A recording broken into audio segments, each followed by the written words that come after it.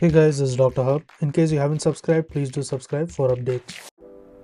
Ketone body utilization.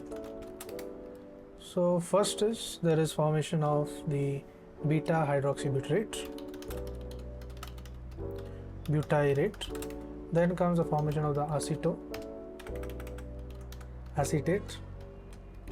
So beta hydroxybutyrate, then comes acetoacetate, and then the acetoacetate is also converted to the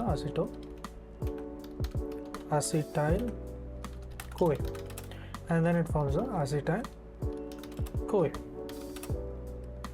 So the step between the beta hydroxybutyrate to the acetoacetate, this is nothing but the 3-hydroxybutyrate dehydrogenase.